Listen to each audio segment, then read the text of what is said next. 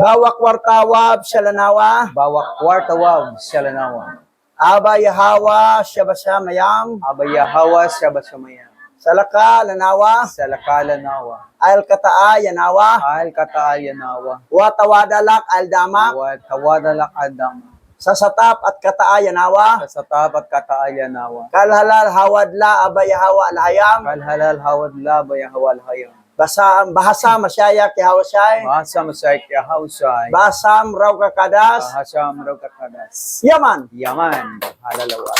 Okay, nandito tayo simula sa the first book of Maccabi. Maccabi, chapter 1, Verse 1 to 64. verse 1 to 64. So, ang talakay natin, first book of Maccabi and second book of Maccabi. Kasi silang dalawang aklat ay ang originality ay Hebrew. Pero ang third Maccabi at saka fourth Maccabi, ang originality Greek hindi na. Hebrew. Kasi hindi natin pwede talakayin. First and second lang. So, first and second lang. Kahit naman sa RC, hindi RC Cola ha. First and second book lang tinanggap na. Yung third saka fourth, hindi nila tinanggap. Dahil ang originality ng Maccabi, third book of Maccabi at saka fourth book of Maccabi, Greek ang originality. Ay hindi yan sa Hebrew. Kasi kailangan Hebrew ang originality. Oh, lalo sa atin, mga remnant Hebrew Israelite tayo. Kaya pala. Oh, yun. Okay, nandito tayo sa chapter 1. Sa Macabeo. Okay. Basa. Ang unang aklat ni Macabeo, kabanata 1, talata 1 hanggang 64. Si Alejandro ay anak ni Haring Felipe, the second, ng Macedonia. At nagbuhat sa lupain ng Macedonia, siya ay nakipagdigma laban kay Dario, na hari ng Persia at ng Media. At siya ay nagtagumpay. Naparagdag ang Persia at Media sa imperyo ng Grisya. Marami pa siyang kahariang sinalakay at sinakop. Ipinapatay niya ang mga hari ng mga bansang nasasakop niya.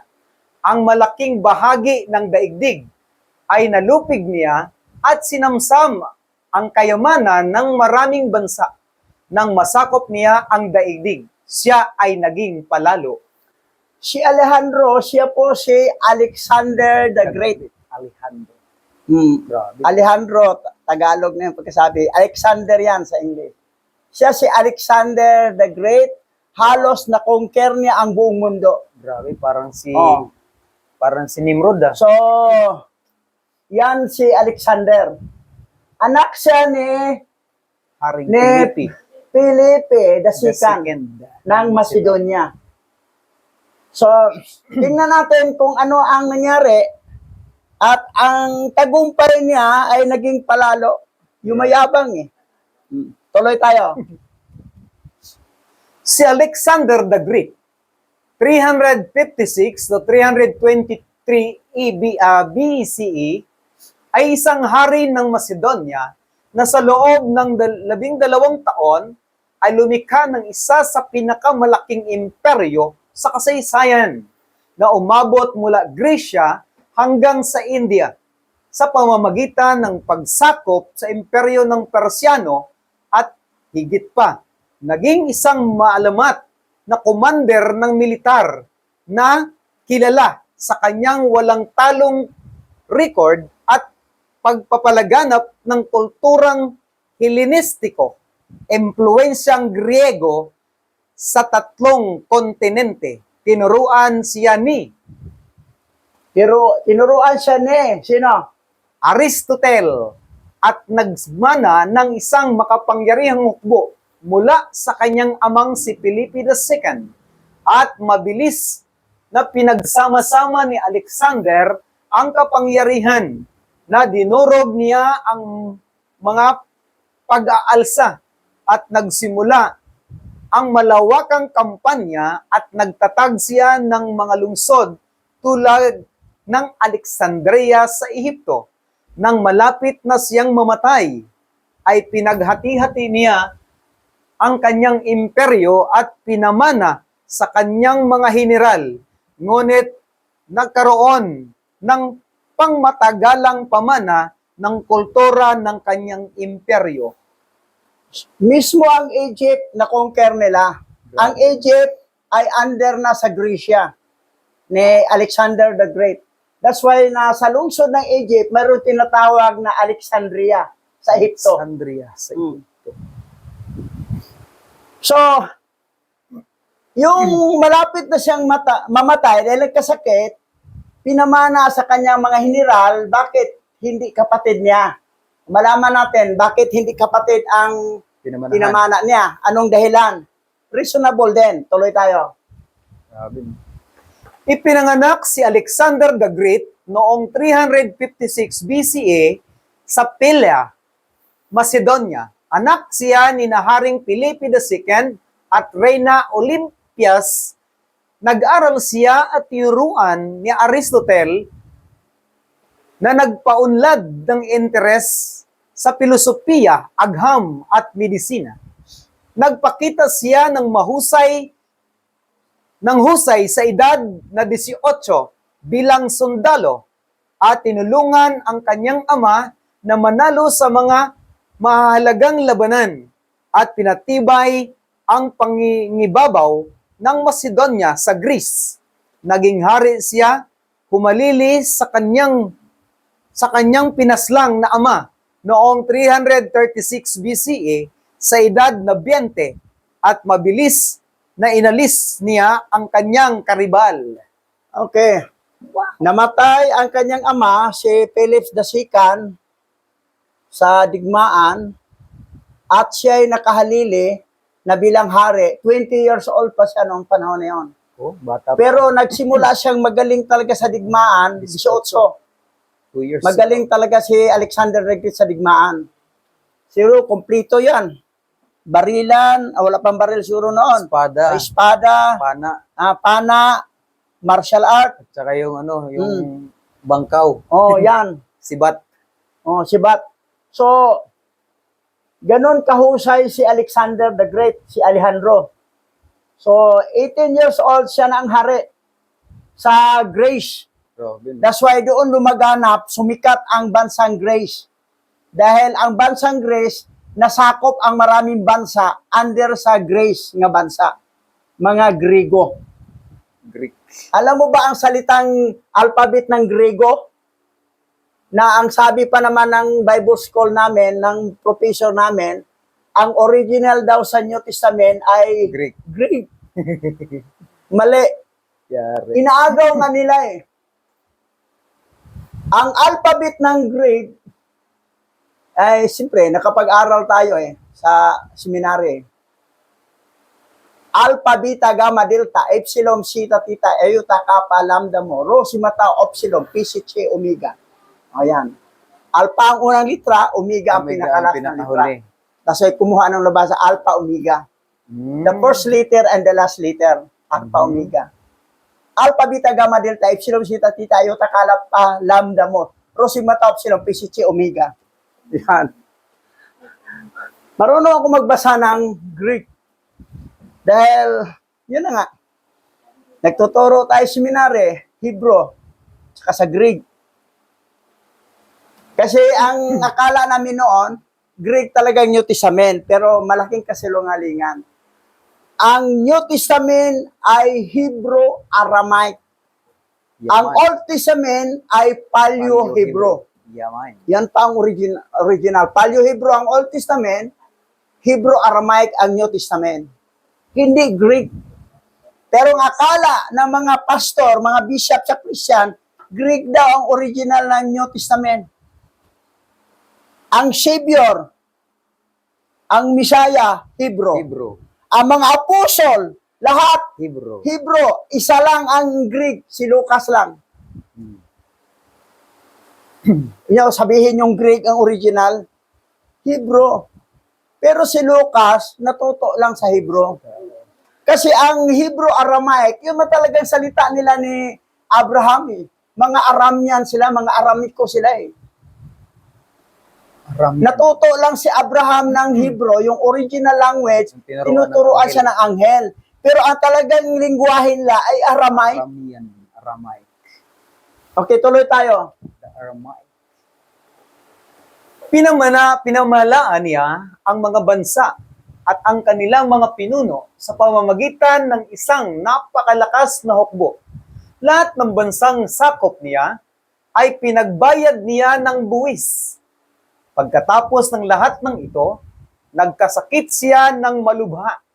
Nang malapit na siyang mamatay, tinawag niya ang mga kababata niya na ngayoy matataas na pinuno ng hukbo. Pinaghati-hati niya sa kanila ang buong kaharian, samantalang siya'y buhay pa. At matapos ang 12 taong paghahari, siya ay namatay. Okay. 12 years. Ito natin malaman anong dahilan namatay si Alexander the Great. Hindi siya namatay sa digmaan, Malubhang sa sakit. Sakit. Pero anong sakit? Agoy. Mamaya. Suspense yan. Pero ang pinamana niya sa iba-ibang mga bansa na nasakop nila, mga general na niya, Yun. mga kababata niya. Hindi kapatid niya. Kababata Bakit? Ito ha, tuloy tayo. Si Alexander the Great ay may isang ganap na kababatang kapatid na lalaki, si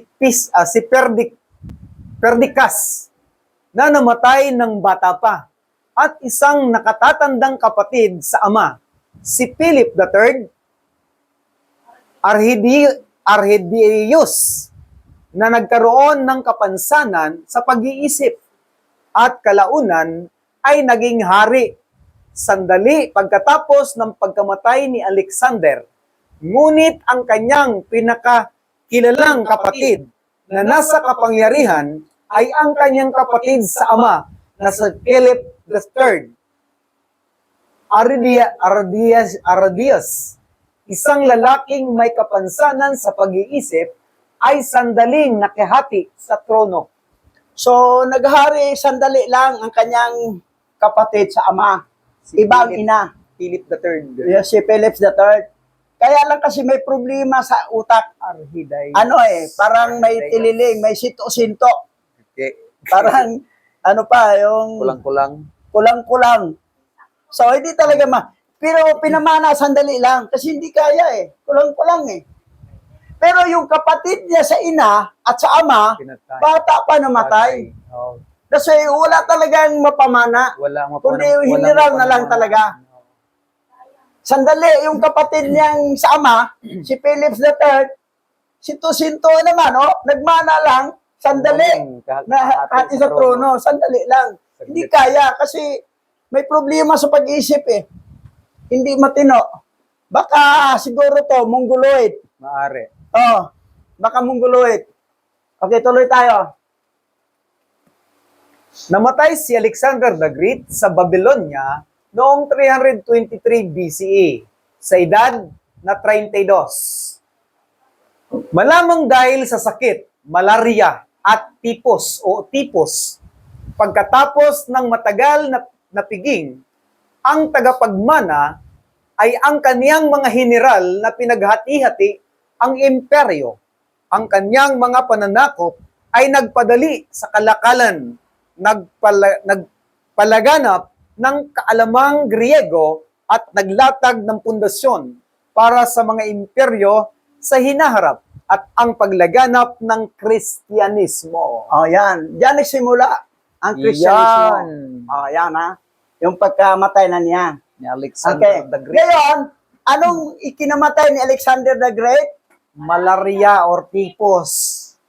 Ang kamatayan ng tipos, ano yung tipos? Ano po yun? Matinding lagnat. Lagnat, no? Matinding lagnat po yan. Kasi ang malaria, yung nakagat ka sa malaria, di ba? Lamok. Lamok. Tapos, May malaria. nagkalagnat. Tas lagnat yun. Ang lalabas doon, nakagat sa malaria, Tinipos. nagkamalaria, tapos na tipos. Sobrang lagnat. Tigo. 12 years lang siya naghari. 20 siya nagsimula, namatay siya 32.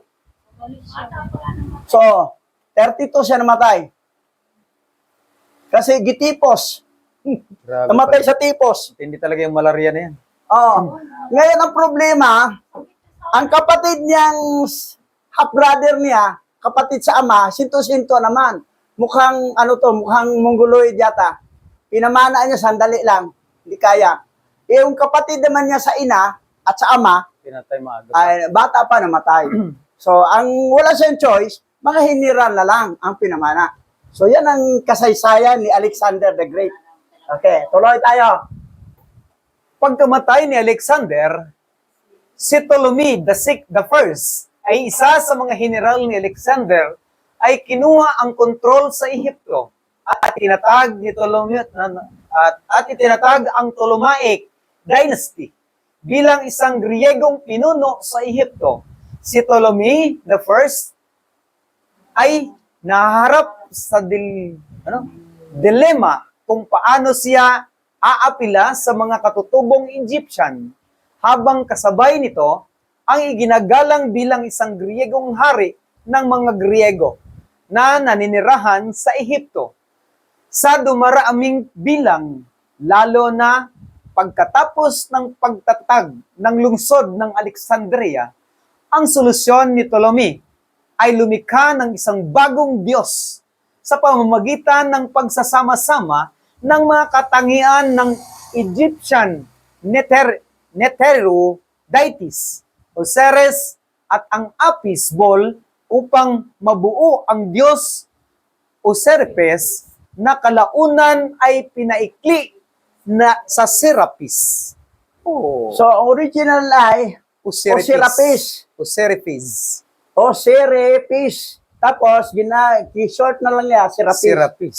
So, ito kasi si Ptolemy the First, Soter, naisip niya na ako na ang hari dito sa Egypt. Kaya mga Egyptian, talo, wala nang hari sila. Siya lang ang mahawak yung mga Greek na.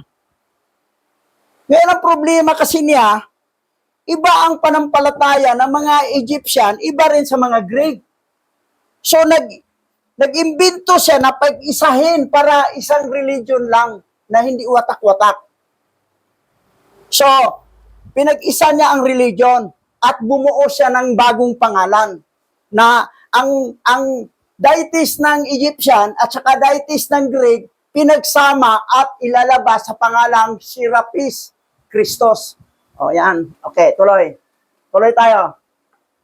Ang sinkretikong Diyos ng Griego, Ehipto, na si Serapis, na nilikha ni Ptolemy the First Soter, isa sa mga general ni Alexander the Great, noong ika-3 siglo BCE upang pag-isahin ang kanyang mga nasasakupang Griego at Ehipsyo sa Ehipto, na pinaghalo ang mga katangiang mula kina Osiris, Apis, Zeus at Hades.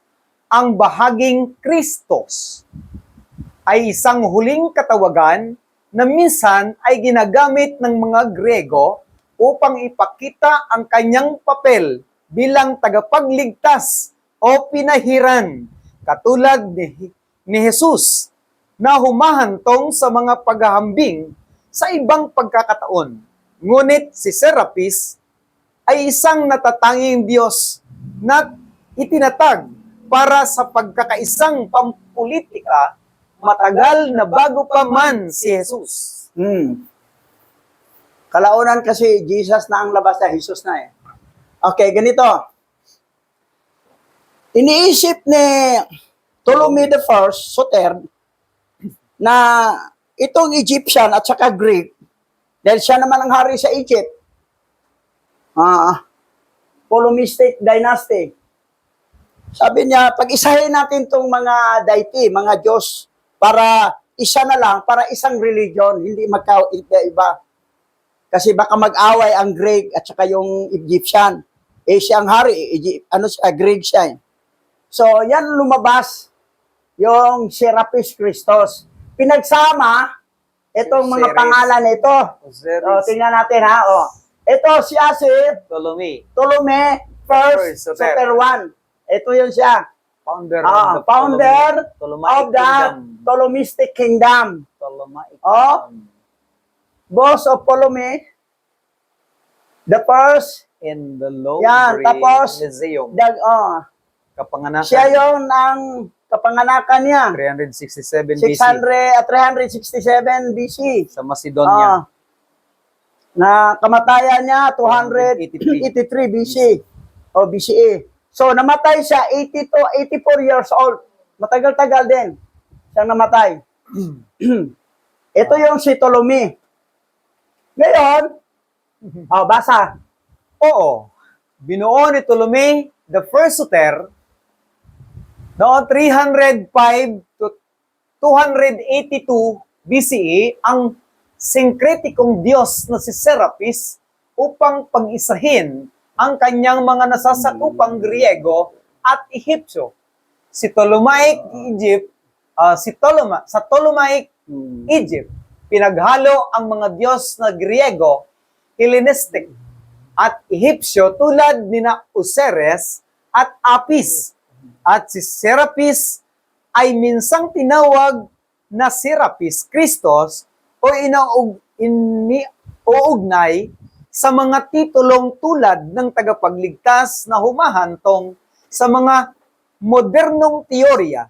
Bagaman pinagtatalunan ng mga historiador na nag-uugnay sa kanya kay Hesukristo, si Serapis ay inilalarawan na may mga katangiang Griego, ngunit mga eksesorya sa Ehipsyo na sumasalamin sa mga katangian ng kayamanan, muling pagkabuhay at pagpapagaling. At ang kanyang kulto ay malawakang kumalat na naging isang mahalagang Diyos na Griegong Ehipsyo. Kita mo yun ha?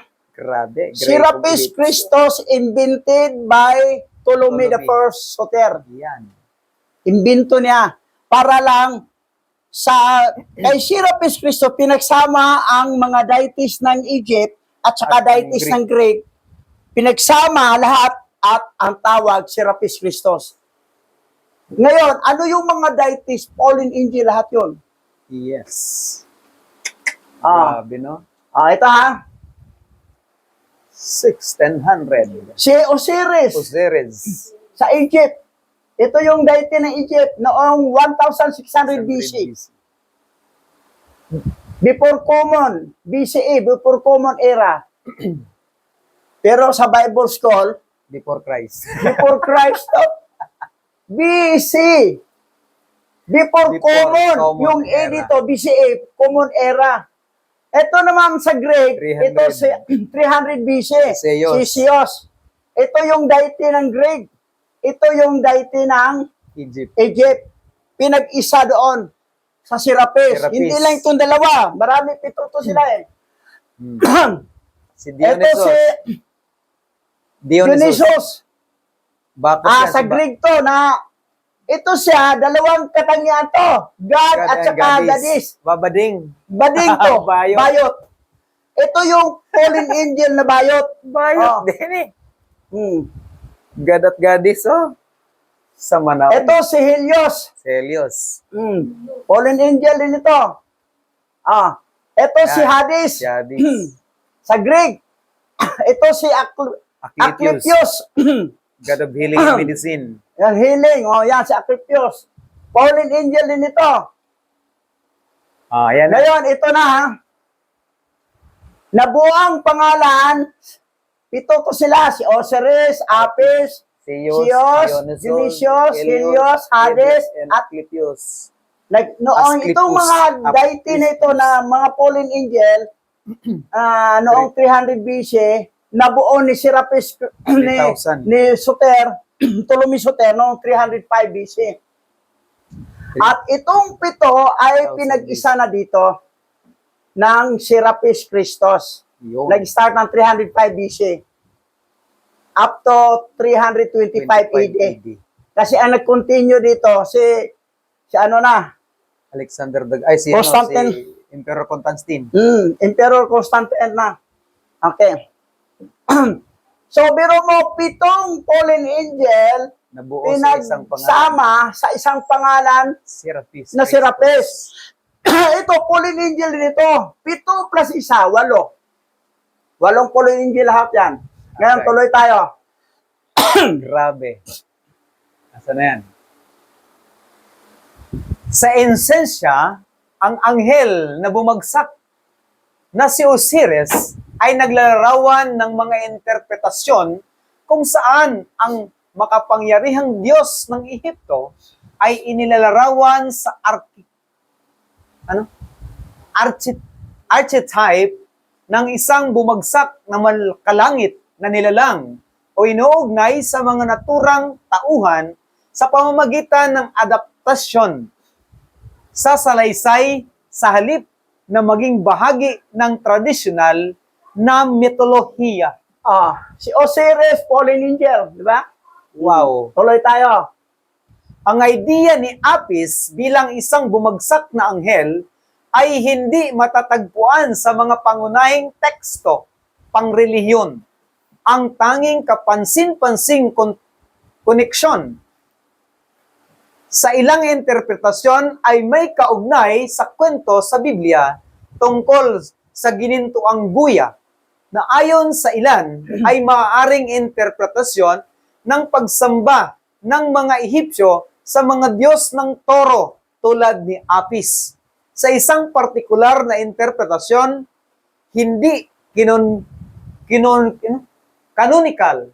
Si Apis ay isang inilarawan bilang isang Diyos na nahulog sa labanan kasama ang Panginoon noong 10 salot ng Ehipto at sumuko sa mga salot na sumira sa buhay ng mga baka.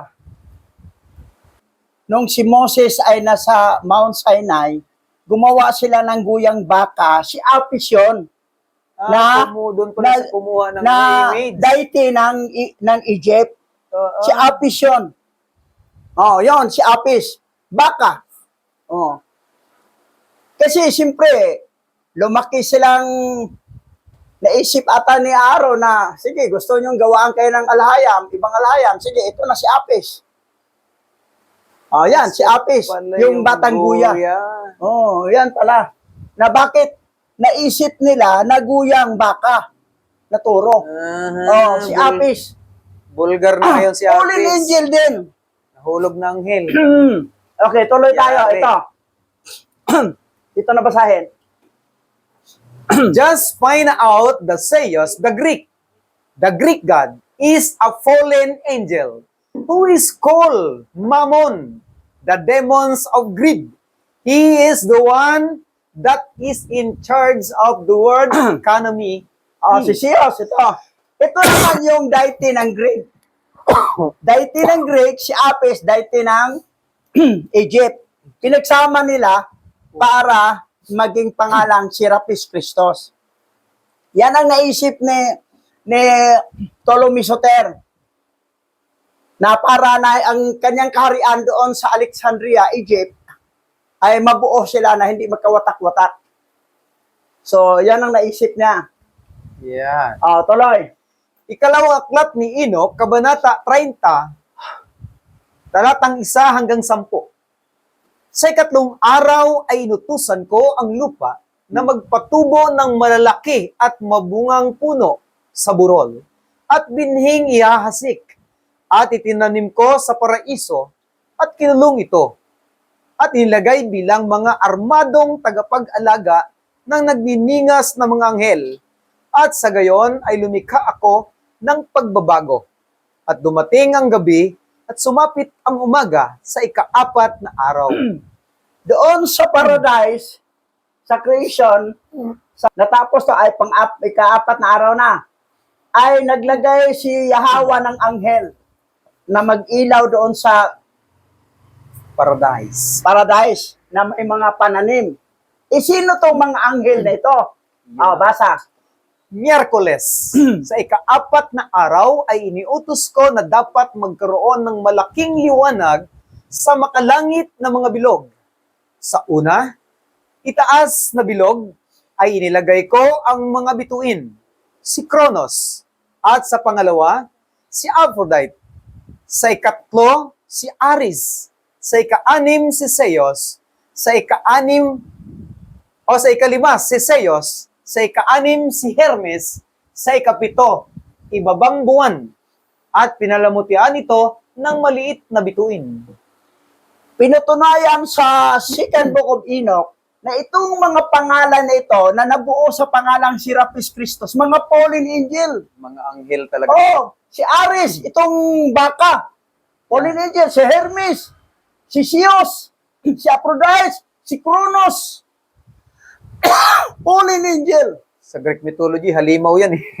Oh, Malaking tao yan. so, Si Kronos. tuloy tayo.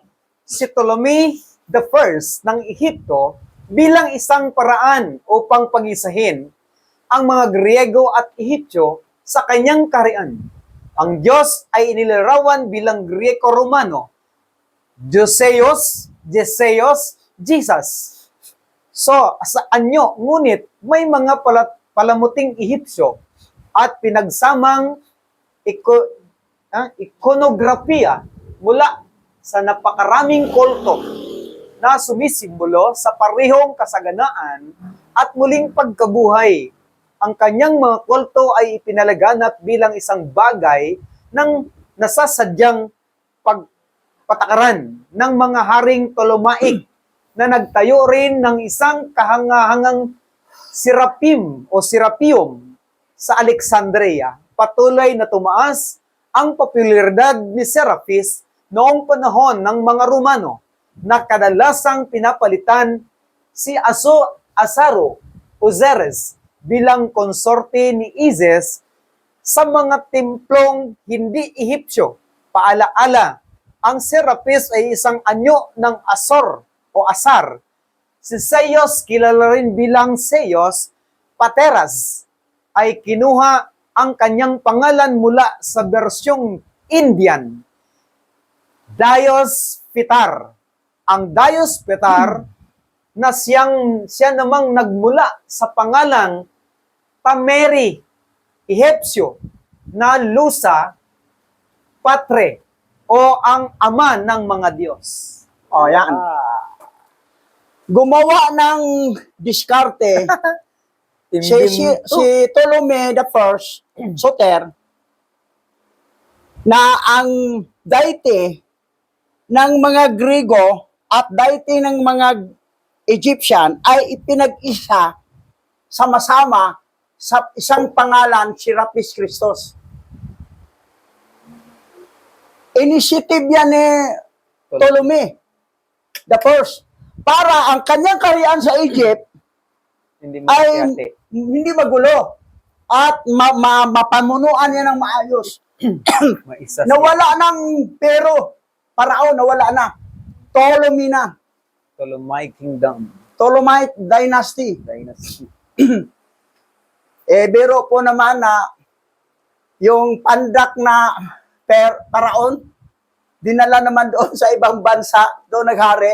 Sana yan. Ang naiwan doon, mga babae ng mga bata, paglaki doon, kaya na talo ni Alexander the Great, na-conquer. Sa Ninibe yung tinaboy eh. Oh. Dinala sa Ninibe. Okay, tuloy tayo. Si Pandak. Grabe na. Eto ha. The The idea that Serapis Christus was a fallen angel. Pinagsama ang 7 fallen angel sa isang fallen angel na si Serapis Christus, 8 na lahat sa loob ni Serapis Christus is not supported by the historical or biblical evidence and is considered of speculative and conspiratorial claim. Okay, basahin natin to. Ang Tagalog dito, simula. Ang pangalang Hesukristo na mga nahulog na anghel ay sumasalungat sa mga pangunahing turong Hudyo at Islamiko na tumutukoy kay Hesukristo bilang banal, anak ng Diyos, na mga nilikhang nilalang. Si Hesukristo ay may mas maraming anghel sa loob niya. Patay. Yan. Di ba sinabi ko, na sa loob sa katauhan ni Jesus Christ, maraming fallen angel na sa loob niya. Yari, Oh, mas the name marami. Jesus Christ are fallen angels. Contradict core of Jewish and Islamic kasi ang mga Jewish at Islamic hindi talaga natanggap tong Jesus Christ. Dahil alam na fallen angel yan, satanas yan. Pero sa mga Christian, mahal na mahal nila. Hindi nila alam kasi satanas yan eh. Wow. Pati si Nanay, Marciana, so samba pa sa kay Satanas, kay Jesus Christ. Kasi tiwalag natin dahil yung sumpa niya kay Hawa, sumpain siya, pagtanggapin natin dito, mahawa tayo sa sumpa niya. So hindi pwede. Tingnan mo yung ama ni sa sunod Sabat, ama ni Maccabi, na si Judas Maccabi, si Matatias, may isang Hudyo na naghandog doon sa sa paganong paghandog. Pinatay niya. Dahil hindi nga maganda pabayaan mo. Ito si Nick at saka si Nanay, parehas yan sila, mga pasaway. Ang hatol yan sa Old Testament, patayin talaga yan. Pero mabuti lang si Apostle Paul, sabi niya, itiwalag na lang siya. Yan ang ginawa natin, tiwalag. Kahit pag magdala ng 10 abogado, di talaga siya pwede tanggapin. May isang abogado na, di siya pasado. So, fallen angel yan. Pagdating kay Jesus Christ, 10 na ang fallen angel. Naidagdag na si Dagon at saka si Leviathan. Naging 10 na. Pero kay Serapis Christos, 8. Tuloy tayo. Basa. Grabe, no? Si Ptolemy I Soter, ang nagtatag ng dinastiyang Ptolemaic ng Ehipto, ay namatay ng mapayapa dahil sa katandaan noong bandang 282 BCE. Matapos maghari ng ilang dekada, iniwan ng kanyang trono sa kanyang anak na si Ptolemy II at namuhay bilang isang iginagalang na nakatatandang estadista na may mga makasaysayang salaysay na tumutukoy sa isang natural at matagal na katapusan sa halip na isang biglaang pagkamatay dahil sa sakit o karahasan na nagmamarka ng katapusan ng isang makapangyarihang panahon. Madali lang namatay si Ptolemy II. Pero itong Ptolemy I Soter, ano yon? 84 years old siya, saka pa namatay. Daming dekada eh. Oh, daming matagal eh. Pero ito, sandali lang. Oh. Sa ano din? Sa mga sakit din, namatay. Ngayon, ang salitang soter kasi, soteria, sa English yan, savior. Savior, soteria. Si Ptolemy I Soter, ibig sabihin siya ang tagapagligtas kasi nailigtas niya ang dapat mag-away ang mga Egyptian at saka mga Grecian. Pero nagkasundo sa isang panampalataya ang Serapis Cristo, walang away, peaceful, masaya. Si Serapis Christos invented pero fallen angel na ginawa ni Ptolemy Soter the first para maayos ang kanyang kaharian doon sa Egypt, Alexandria. Naayos. Yun ang kagandahan. Baka pala Anong ginawa, diskarte niya? Pinag-isa ang mga deity ng Egyptian, pinag-isa ang deity ng Greek, pinag-isa sa pangalang Serapis Christos. Ang Serapis Christos, fallen angel din. Ang 7 na pinagsama sa Greek at sa Egyptian, puro fallen angel. Tapos, pagdating ni Constantine the Great, eto na. Isos Christos. Yan na. 10 na Naisos. na fallen angel. Okay, tuloy tayo. Naisos. Basa. Ang mga sumasamba kay Serapis Christos ay tinawag ba ng mga Kristiyano? Si Alexandrias, Ehipto, sinabi nila, doon ang mga sumasamba kay Serapis Christos ay mga Kristiyano at ang mga tumatawag sa kanilang sarili na mga obispo ni Kristo ay mga deboto ni Serapis Christos. Yung mga leader doon, kumbaga parang mga pare o bishop, deboto kay Serapis Christos, sila ang bishop ni Serapis Christos. Ang tawag nila talaga, Christian. Nagsimula ang Christianity hindi sa Roma. Nagsimula ang Christianity sa Egypt. Noong 305 BC. Yan. Sino ang nag-imbento? Ay si Ptolemy the First, Soter. Para ang purpose niya, para magkasundo ang mga Grego at saka mga Egyptians na hindi magkawatak-watak sa panampalataya. Grabe yun. So, ganun ang history. Kawawa ang mga Kristiyano. Hindi galing sa Israel yung Christian, galing sa Egypt yan. Na mga fallen angel, na mga satanas. Kayong nanood sa YouTube channel, kayong mga Kristiyanong bishop na Kristiyano, mga pastor, alamin niyo yung history. Ito na history. Akala niyo sikat yung mahimala, fallen angel, may power ang fallen angel eh.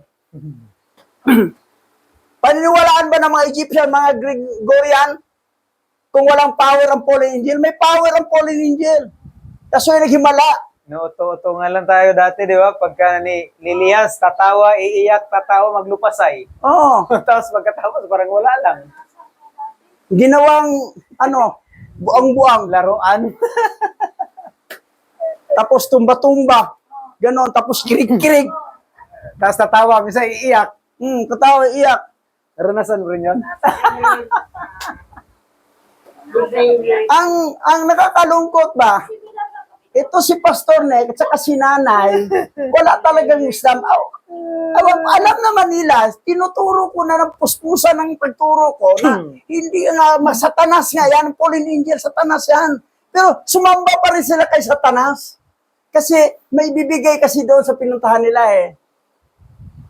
Yung pagtuturo ng keyboard niya, bibigyan sa 300, Pastor Nick. Dito naman, may grocery naman doon. Ay Pastor Sangko, isimba rin siya doon. Kahit nakaharap siya kay fallen angel na satanas, na si Jesus. Serapis. Grabe. Na ang original pangalan ay Serapis Christos. Grabe, wala eh. mga fallen angel talaga. Nanay ko. Ito yun Pito Pitong pagan God. Ito yun, sila. Pinag-isa dito. Pero ito, fallen angel din. So, 7 plus 1, o 8. Dito lumabas tong Isos Christos. 325 AD. Kasi hindi pa Jesus, kasi wala pang liturgy na imbento ni John Giorgio Trocino. Wala pa. Okay. Ngayon, si Constantine the Great, noong 325 AD, i-adapt niya yung sa Council of Nicaea, i-adapt niya ang Christianity sa Egypt na imbento, created by Ptolemy the First Soter, at inadapt niya dito kasi sumikat eh. I-adapt ni Constantine.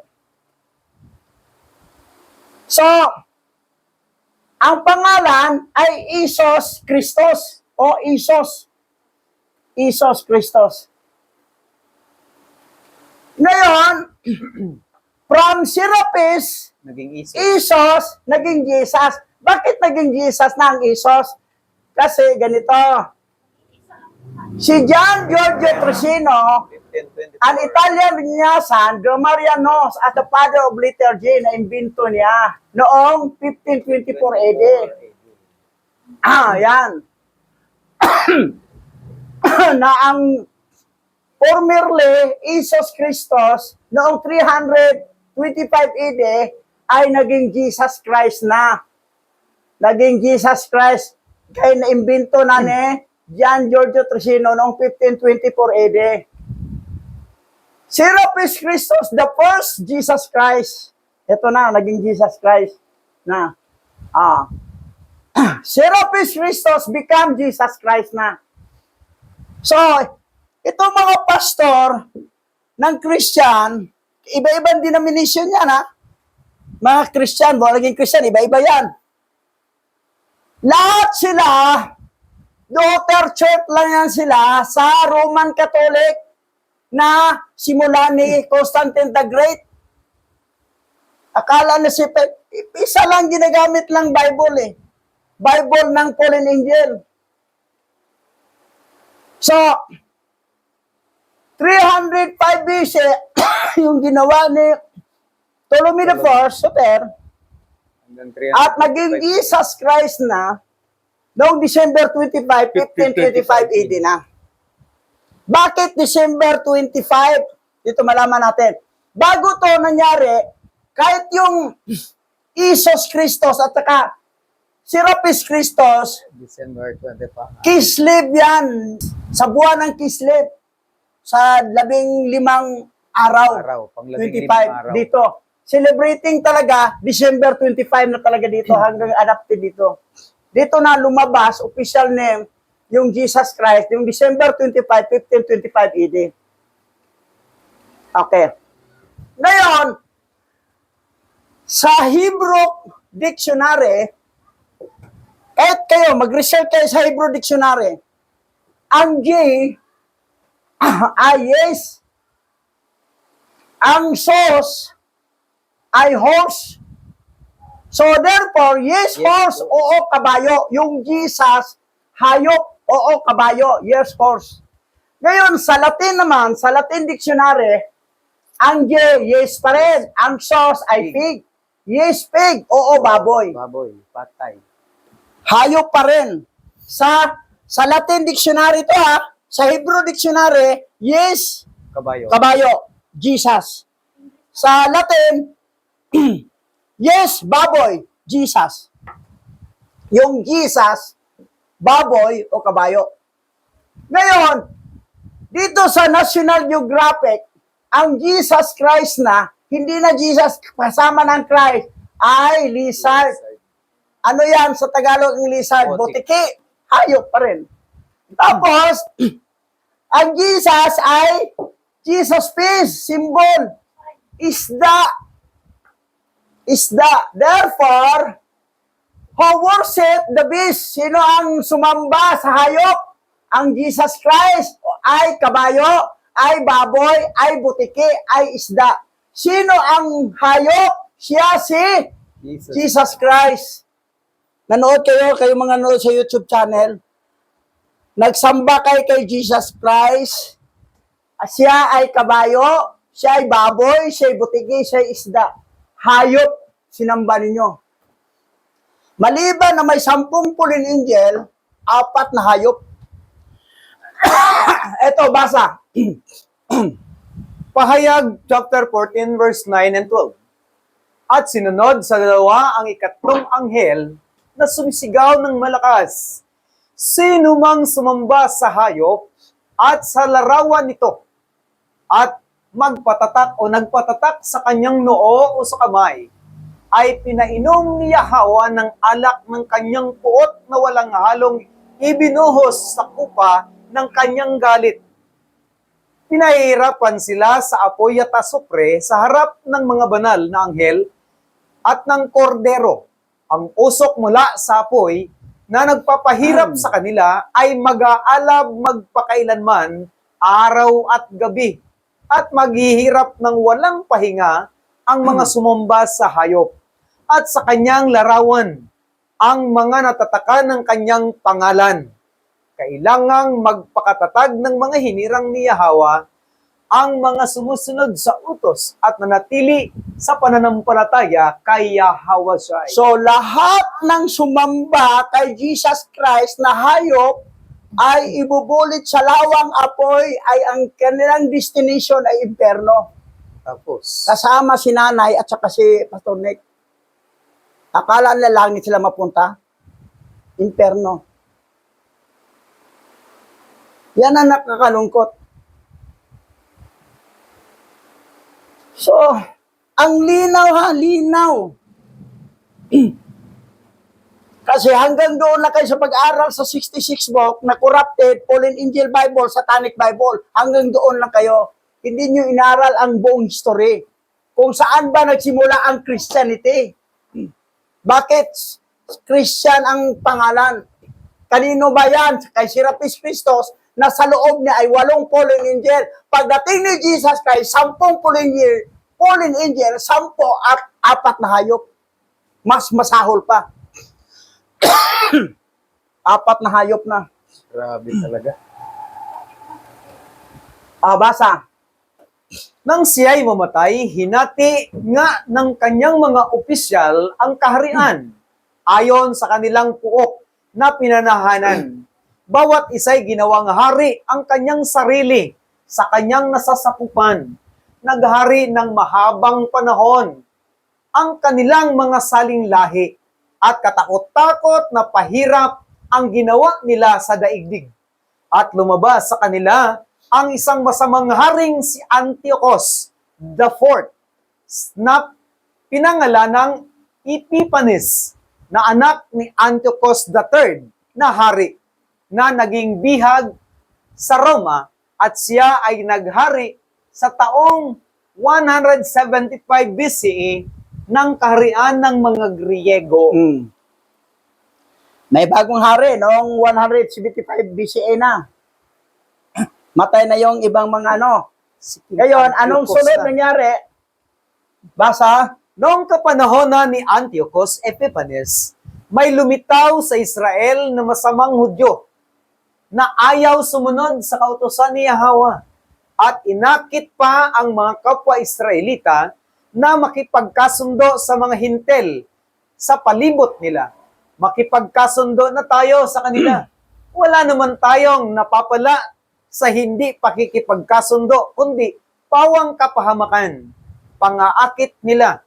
Ang ganitong panukala ay nagustuhan ng marami at ang ilan sa kanila'y agad nagpunta sa hari upang humingi ng pahintulot na sumunod sa mga alituntunin ng mga bansang dayuhan. Pumayag naman ang hari. Yan na. Masamang Hudyo. Yung divided kingdom kasi, 3 ang nagsama sa Hudyo. Jewish kingdom. Benjamin, Judah at kasama na rin ang Levi. Ang 10, Nag-scattered. yun na scattered nung 721 to. Itong mga Hudyo na ito, sila yung na-captive ng mga Babylon. Kasi yung unang 10 tribo, na-captive sila sa Assyrian. That's why ang ating mga ninuno, Assyrian yon. Sila yung nakabalik. Pinabalik ni Cyrus the Great. Okay, tuloy tayo. Ang nahating kaharian ng Israel at Huda ay tumutukoy sa paghihiwalay ng sinaunang monarkiya ng Israel sa dalawang magkaibang kaharian. Pagkatapos ng pagkamatay ni Haring Solomon, mga 930 BCE, ang hilagang kaharian ng Israel, 10 tribo. Ang kabisera ay ang Samaria at ang timog na kaharian ng Huda ng mga tribo ng Huda at Benjamin. Ang kabisera ay ang Jerusalem. Ang pagkakahating ito na pinasimulan ng malupit na pamamahala ni Rehoboam ay humantong sa magkahiwalay na kasaysayan kung saan ang Israel ay nasakop ng Assyria 722 BCE at ang Huda ay nasakop ng Babylonia 586 BCE na nagresulta sa pagkatapon at pagkawasak ng unang templo, bagamat napanatili ng Huda ang lahi ni David at ang Jerusalem. Anong nangyari? Bakit nahati ang Israel na dalawang kingdom? Kingdom of Judah and Kingdom of Israel. Ang Kingdom of Judah ay pinamalaan na anak ni Solomon na si Jeroboam. At ito namang Kingdom of Israel ay pinangunahan ni Jeroboam. Jeroboam na mga inapo naman ni Ephraim. Jeroboam. Bakit naghiwalay? Kasi ito silang 10 tribo, against sila sa panukala ng anak ni King Solomon, si Rehoboam, kasi pinataasan ng taxes. Ito'y sumpa rin sa ginawa ng tatay na si King Solomon. Kasi may mali kasi si King Solomon. Sa 1,000 asawa niya, ang iba kasi ay mga paganong asawa na nagpapatayo o gusto, nag-request kay Haring Solomon na, darling, tayuan mo kami ng simbahan, ng templo namin, sa aming Asera. mga Diyos namin, mga adaited. Pinatayuan rin ni King Solomon. At saka nagsamba na siya doon sa mga fallen angel. Ito namang isa niyang asawa, tinayuan din. Tapos doon naman tumayo, simba naman siya doon kay Astarte. kay sa tunay naman na kay Yahweh na tinayo sa kay King Solomon ay double kara, double cross. That's why nasumpa at pagdating sa anak niya, divided kingdom na. Ang capital ng Judah ay Jerusalem. Benjamin at saka Judah. Doon na rin sumama ang Levi, 3 tribo. 10 tribo naman ang dito kay ay Jeroboam na yung tribe of Ephraim. Na pagdating ng nilusob ng Assyrian Empire noong 721 BC up to 722 BC, scattered na. At ang ating mga ninuno nagpunta rito, ang mga Sibulon tribe, Aser tribe, Naphtali tribe, at Manasseh tribe. Dito, 4 na tribo nandito sa ating bansa, na bansang Oper pa noon. Yan ang nangyari. Ngayon, ito namang Kingdom of Judah ay nakapti naman sila noong 586 BCE, Ng Babylonia. ay dinala sila doon sa Babylonia. Kaya lang, pinabalik naman ni King Cyrus sa Israel at yung natayo na ang Second Temple. Tuloy tayo. O yan, ito yung divided kingdom, Kingdom of Judah, Kingdom of Israel. Ayan. So, ito yung divided kingdom. Okay. Tuloy. Pinayagan ni Haring Zero na dakila ang mga Hebreo na bumalik sa Jerusalem mula noong pagkatapon nila sa Babylonia noong 586 BCE, pagkatapos masakop ng Babylonia ang Jerusalem. At ngayong taon, 538 BCE, ay babalik na sila sa Jerusalem upang nagbigay daan sa kanila na simulan ang muling pagtatayo ng ikalawang templo at ang lungsod ng Jerusalem, ang bansang Israel. Oh, yan. So, tinayo ang Second Temple. Kasi pinabalik tong mga Jewish, mga tribe of Judah, Levi at saka Benjamin. Pero yung 10 tribo na pinamunuan ni Jeroboam ay talagang scattered na. Kalat na. Kalat na. 10. Pero itong 3 nakabalik. Sila yon ang panahon ni Maccabi. Sila yon dito. So, yan ang story. Tuloy. Nagtayo sila ng isang malaking palaruan sa Jerusalem, tulad ng nasa mga lungsod ng mga Griego. Gumawa sila ng paraan upang maalis ang bakas ng kanilang pagiging tuli at pati ang banal na kasunduan ay kanilang tinalikuran. Nakiisa sila sa mga hintel at ginawa nila ang lahat ng uri ng masasamang gawain. Nang magtatag na ang kanyang kaharian, hinangad ni Antiochus Epiphanes na sakupin din ang Ehipto. Naganda siya ng isang malakas na hukbo na binubuo ng mga karuwahe, elepante, kabayo, at mga sasakyang pangdagat. Matapos mabuo ito, lumusob siya.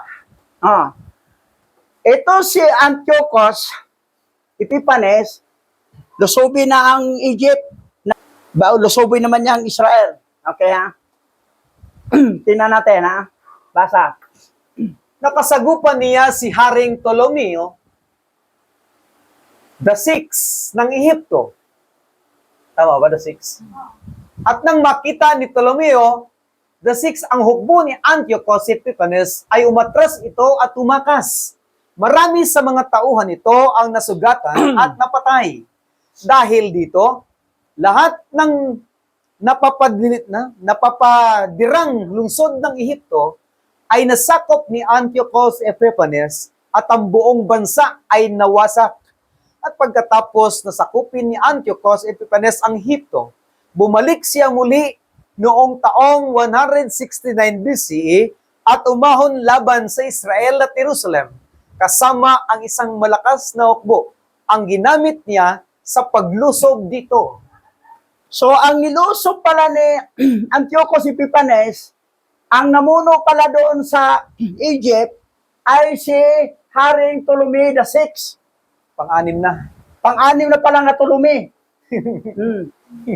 Natalo si Ptolemy VI. Nasakop ni Antiochus Epiphanes ang Egypt. Yari. Pero Greek pa rin to siya. Greek. Puro Greek, nag-aaway ang puro Greek. Ngayon, dito naman si Epiphanes, Antiochus, sa Israel naman. Babalik Lusobi naman niya. Para makontrol, o basa. Nagtagumpay rin siya at pagdating sa Jerusalem, ay buong kayabangang pinasok ang templo. Kinuha niya ang gintong altar at ang ilawan at ang lahat ng kagamitan dito. Kinuha rin niya ang hapag na pinaghahandugan ng tinapay para sa Yahawa, ang mga kupang pinaglalagyan ng handog na inumin, ang mga mangkok at ang gintong sulugan ng insenso. Inalis niya ang kortina, ang mga korona at lahat ng palamuting ginto sa harap ng templo at walang itinirang anumang mahalaga. Lapastangan ang ginawa ni Antiochus Epiphanes sa templo ng Israel. Yung dasikan temple yon. Grabe, no? Ngayon, natalo niya ang Egypt, yung Ptolemy VI, natalo niya, punta sa Israel. Ako under naman nila yon, pero talagang nilapastangan niyang templo. Kasi ang mga Hebrew Israelite dito na mga Juda, mga Hudyo, ay sumangayon na sa kanila eh. Maano na, double kara na eh. Tumalikod na. Oh, tumalikod. Di na nga sila nagpatuli. Wala na tulit. Oh, ayaw na sila magpatuli. Oh, tuloy. Kinuha niya ang lahat ng mamahaling kasangkapan, lahat ng ginto at pilak, pati ang mga nakatagong kayamanan, ay tinangay rin. Lahat ng ito ay iniuwi niya sa kanyang bayan. Marami siyang pinapatay, at ito ay pinagmamalaki pa niya. Bawat isa sa Israel ay nagdalamhati. Ang mga pinuno doon ay nagsitangis, nawalan na ng sigla ang mga binata't dalaga. Ganda ng kababaihan ay kumupas na. Ang lalaking ikakasal, panaghoy ang inaawit. Ang dalaga na may tumatangis sa kanyang silid. Bakit nangyari sa Israel yan? Wala nang proteksyon ni Abba Yahweh. Kasi yung mga Hudyo kasi na ayaw sumunod sa kautusan, sa Torah ni Yahweh, at sumang-ayon na sila doon sa katuruan ng mga hintil. Yun na. Nasabi na, wala naman tayo mapala. Kung dito tayo, dito na tayo. Ano lang tayo? Double kara na eh. At saka hindi na rin silang magpatuli. Nawalan sila ng paniniwala kay Abba Yahweh. Ang nangyari, pinabayaan na ni Abba Yahweh. Ano nangyari sa Israel ngayon? Na dati panahon nila ni Joshua, talagang namayagpag sila sa gera. Nandoon ang proteksyon ni Yahweh. Kasi masunurin ang mga Israelite ng panahon na yon. Pero yung itong pasaway na, yun ang sabi ko na pag mayroong pasaway dito, dapat itiwalag talaga. Panahon nila sa Old Testament ay patayin. Pero hindi naman natin pwede patayin si Nick at saka si Nanay. Tiwalag lang. Kasi itong dalawang pasaway, sa Caloocan may tiwalag na, si Crisanta. Tiwalag doon. So yan. Okay, tuloy tayo. Ang buong bayan ay nayanig at ang Israel ay nanliit dahil sa kahihiyang kanilang sinapit. Pagkalipas ng 2 taon, ang hari na nagsugo ng isang mataas na pinuno, tagalikom ng buwis sa mga bayan ng Hudya. Dumating ito sa Jerusalem na may kasamang isang malaking hukbo sa pamamagitan ng panlilinlang. Napapaniwala niya ang mga tao na ang dala niya ay kapayapaan. Ngunit nang makuha na niya ang kanilang tiwala, bigla niyang sinalakay ang lungsod at marami ang napatay sa Israel. Oh, yan.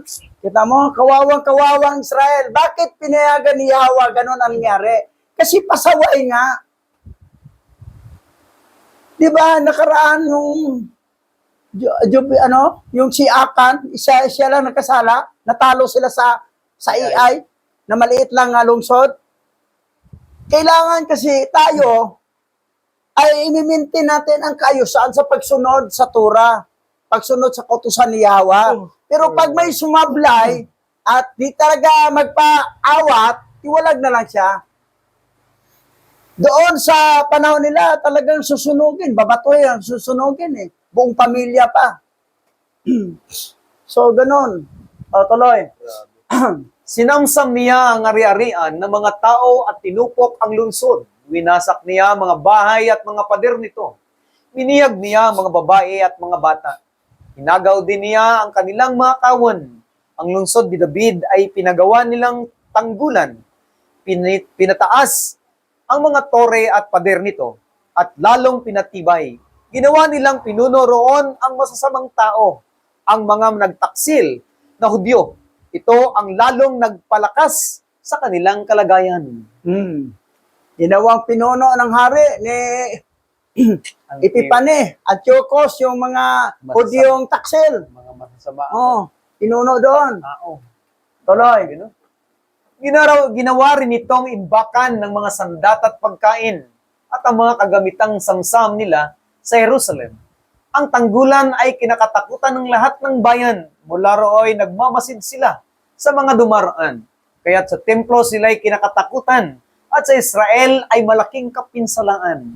At sa templong dalanginan, ang mga sumasambay pinapaslang kahit walang kasalanan.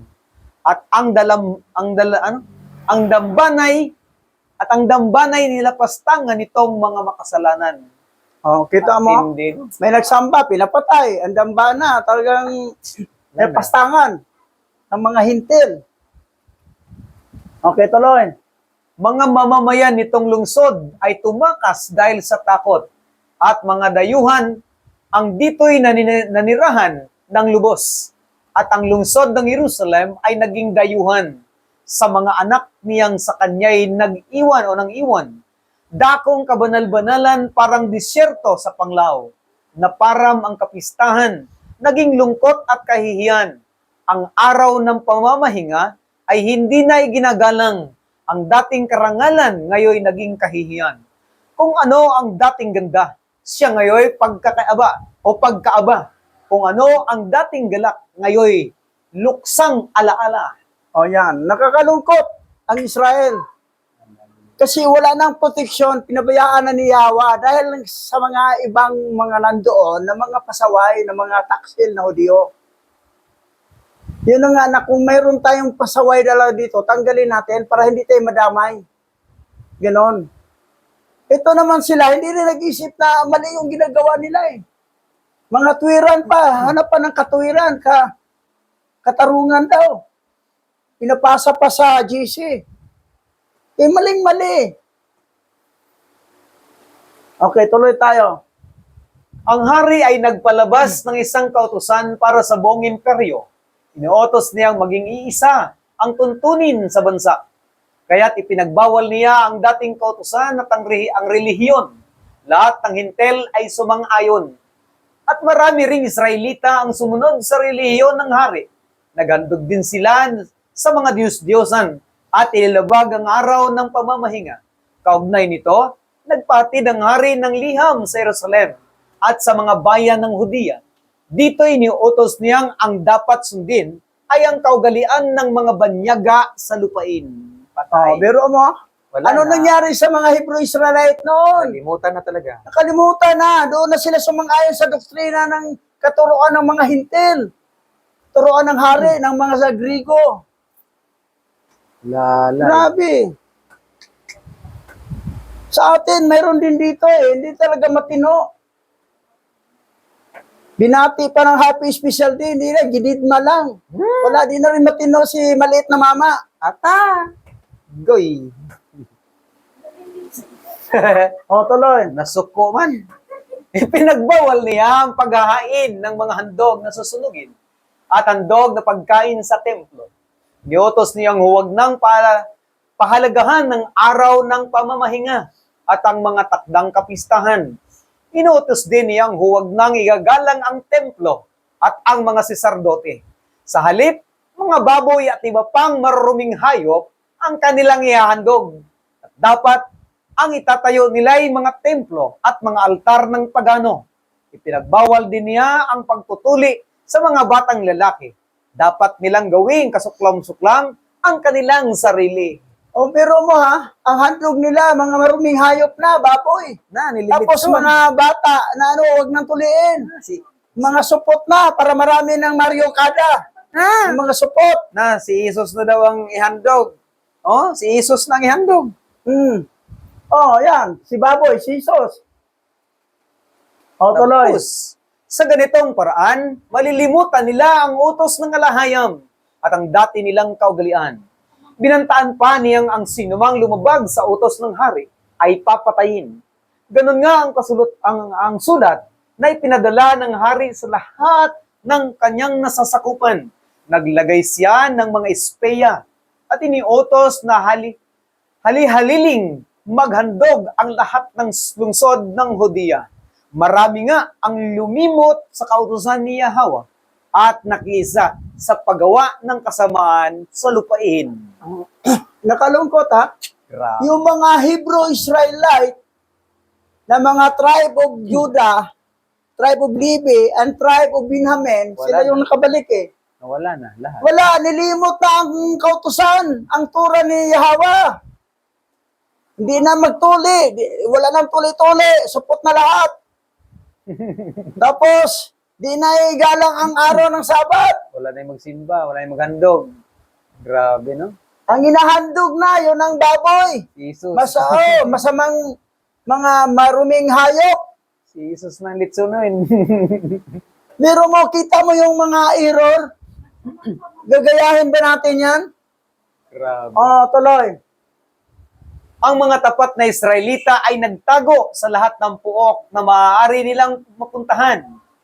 Nang ikadalawamput-limang araw ng buwan ng Kislib, sa taong 167 BCE, sila'y naglagay ng kasuklam-suklam na pagkasira sa ibabaw ng dambana at nagtayo ng mga diyus-diyusan sa buong mga bayan ng Hudiya sa bawat dako. Kahit sa mga harap ng bahay at mga lansangan, ang mga tao ay pinagsusunog ng insenso. Lahat ng makitang mga balumbon ng kautusan ng alahayam ay sinira at sinunog. Patay na. Pansinin mo ha, ng 25 araw. Yan, 25. 25 ng buwan ng Kislib. Kislib. Ano yung Kislib? Anong buwan ng Kislib sa kalendaryo ng Griego? December. Ano yan ha? 25 ng Kislib. Okay, tingnan natin ha.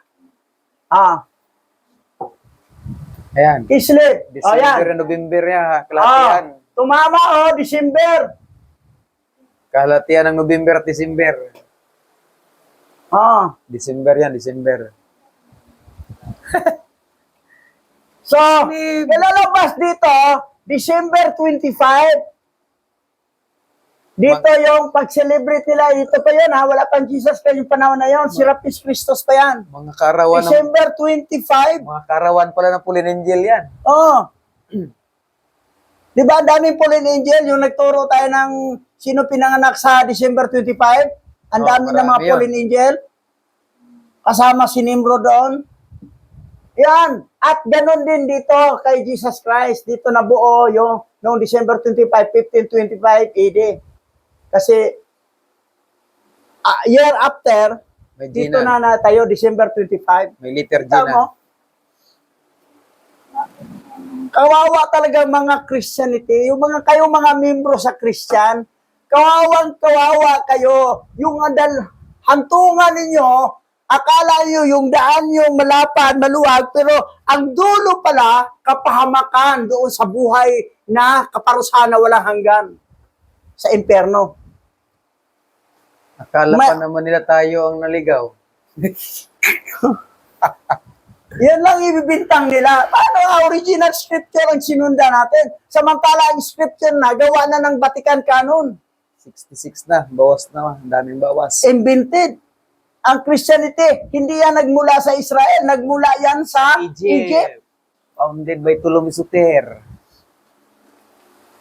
Aragoy. Tuloy. At ang sino mang mahuling natataglay ng balumbon ng tipan o sumusunod sa kautusan ni Yahweh ay pinapapatay.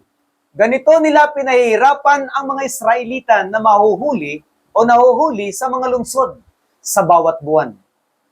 Tuwing sasapit ang ika-25 araw ng buwan, ng bawat buwan, naghahandog sila sa altar na itinayo sa dating pinaghahandugan ng mga Israelita. Ang mga ina ng mga batang tinuli ay pinapatay ayon sa utos ng hari at ang mga batang tinuli ay tinatalian at isinasabit sa liig ng kanilang mga ina, pati mga kamag-anak ng mga batang ito at ang gumanap ng pagtutuli ay pinapatay rin. Grabe. Pinapatay ang gumaganap ng pagtutuli at ang mga bata ay pinapatay din at dikwintas. Sa nanay. Ginawang kwintas sa liig ng mga ina Grabe. at kamag-anak. Ginawang pindan yung bata ang tinuli. Ganong katindi ang tribulation nila doon. Grabe pala ito si King Antioco. Dahil kasi nagsimula yan sa pahirap dahil sa mga Hodiyong taksel Yun. na hindi sumunod sa kautusan ni Yahweh at pinabiyaan lang ni Yahweh. Ayaw Sige, na kasi. bahala kayo sa buhay nyo.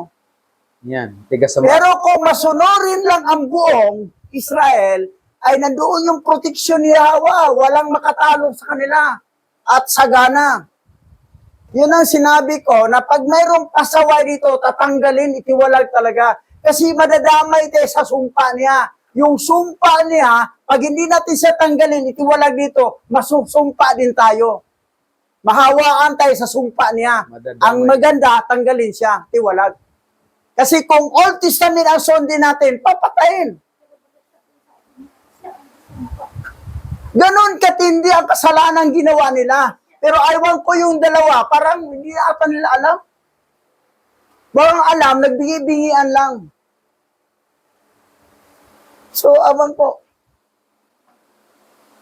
Naghanap pa ng katarungan daw. Wala daw silang katarungan. Ano wala katarungan? Pasaway nga kayo. Tingnan mo to rito nangyari sa mga Israelita dito na pasaway. Kawawa sila eh.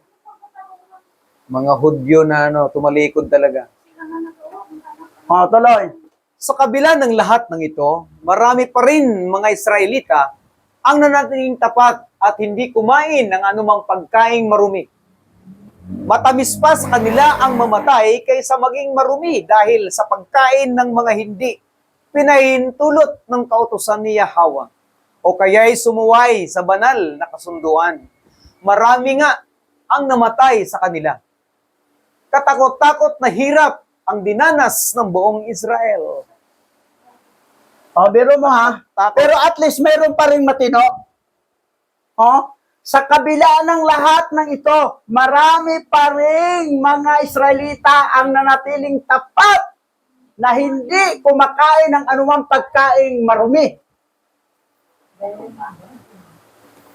May matino ta rin na iwan. Pero kaya lang, sa kapighatian nila doon sa bansa na yon, damay sila lahat kasi sa ginawa ng iba, ng kataksilan, ng kaswailan.